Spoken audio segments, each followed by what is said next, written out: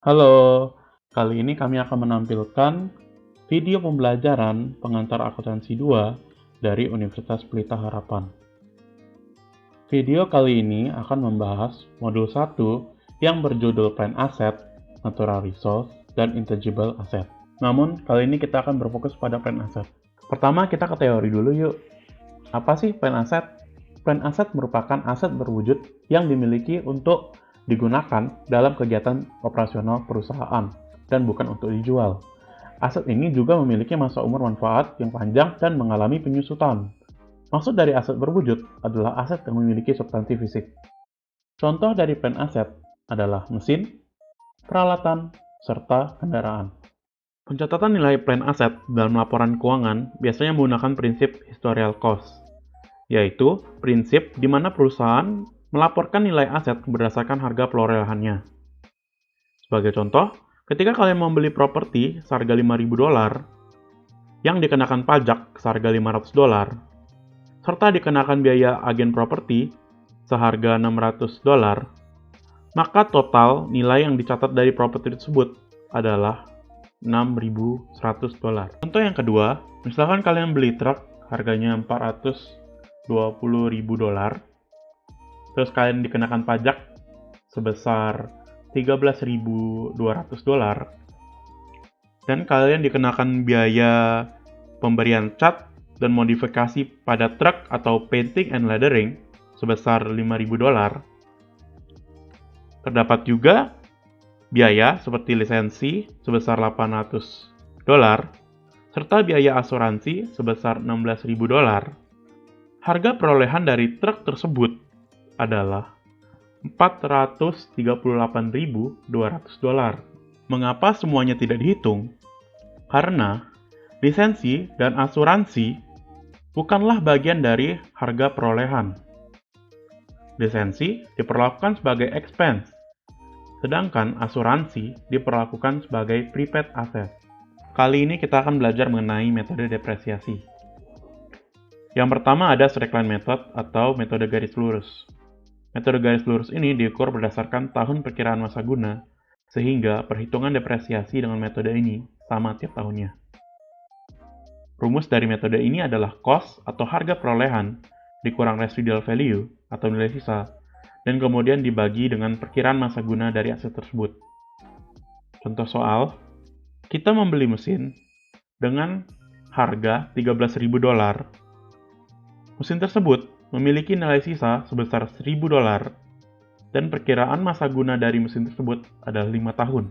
Berapakah depresiasi mesin tersebut tiap tahunnya? Berarti $13.000 dikurang $1.000 dibagi dengan 5 tahun. Maka, depresiasi tiap tahunnya adalah sebesar $2.400. Selanjutnya adalah Units of Activity Method. Kalau tadi straight line method kita hitung berdasarkan tahun perkiraan masa guna dari aset tersebut, di sini kita hitung dari perkiraan total unit yang dapat digunakan dari aset tersebut.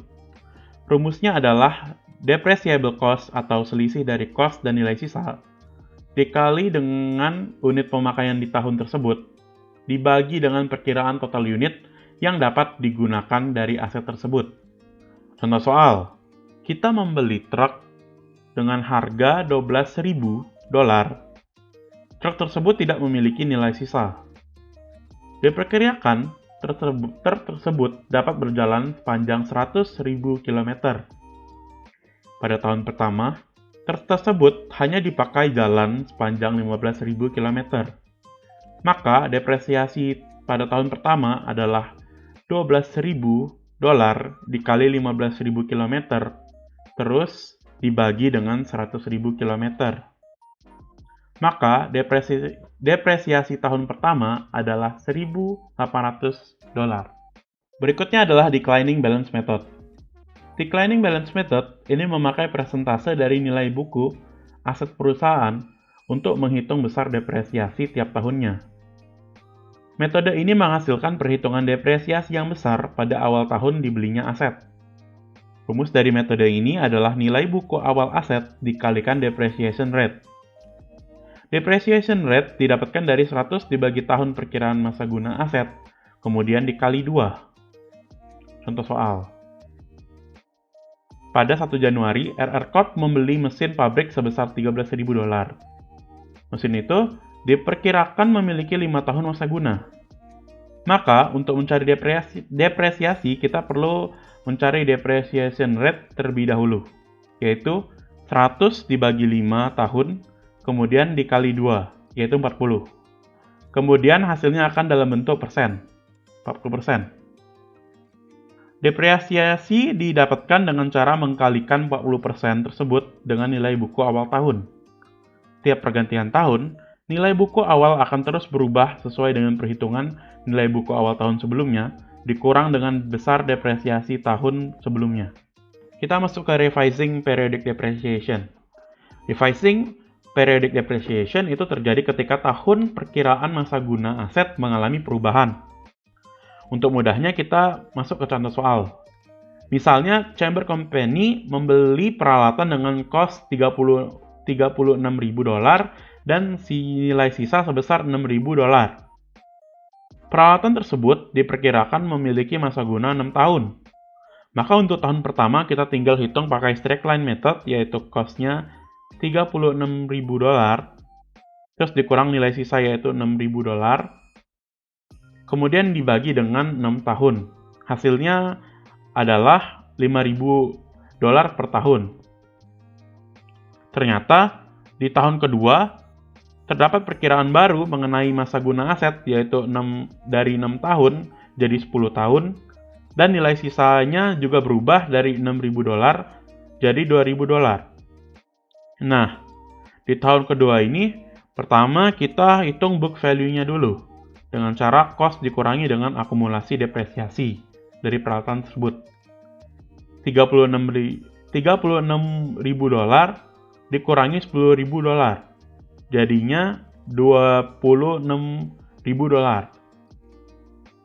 Terus, kita cari lagi dengan cara sebelumnya, namun dengan data yang baru, yaitu $26.000, kita kurangi nilai sisanya $2.000, habis itu dibagi dengan 8 tahun. Kenapa dibagi 8 tahun, bukan 10 tahun? Karena sekarang sudah tahun kedua pemakaian aset tersebut. Makanya jadi 8 tahun. Oke, setelah dibagi, maka hasilnya adalah $3.000 per tahun. Selanjutnya, revaluation of plan asset. Plan asset perusahaan yang telah direvaluasi nilai wajarnya akan kita catat perubahan serta untung atau rugi dari hasil revaluasi tersebut. Contoh soal. Misalnya, Hing Company memperlakukan evaluasi kepada aset peralatannya dengan nilai buku atau book value sebesar $1 juta, dengan tahun perkiraan masa gunanya yaitu 5 tahun dan tidak ada nilai sisa.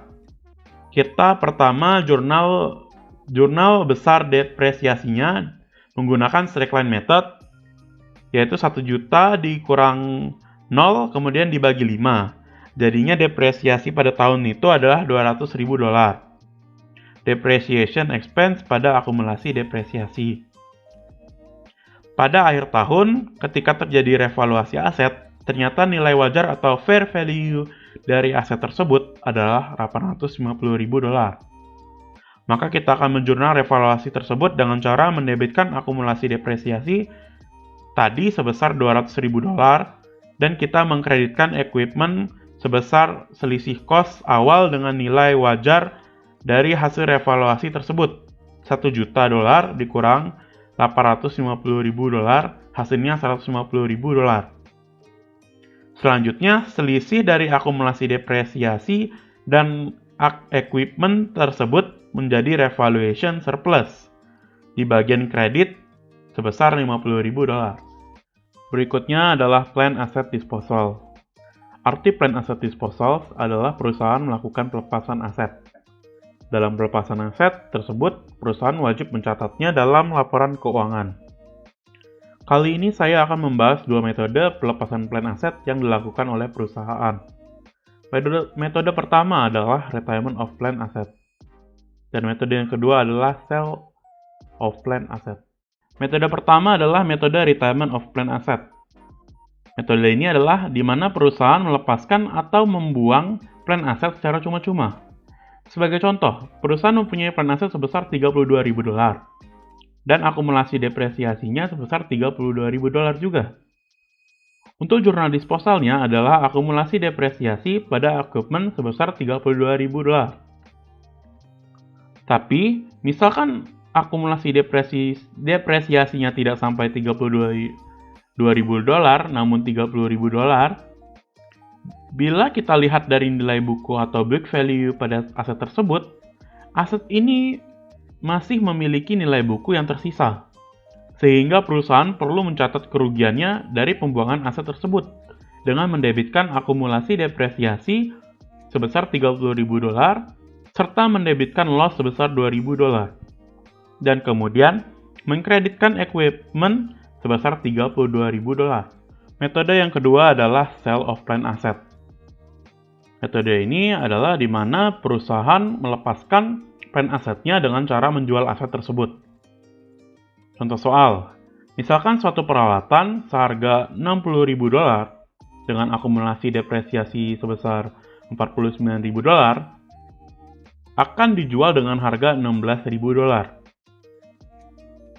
Maka sebelum kita menjurnal, kita perlu tahu selisih dari buku atau book value-nya terhadap harga jual. Pertama-tama kita cari nilai bukunya dulu. Cost dikurang dengan akumulasi depresiasinya yaitu $60 dikurangi $49.000 sama dengan $11.000. Keadaan gain terjadi ketika book value-nya lebih kecil dari harga jualnya.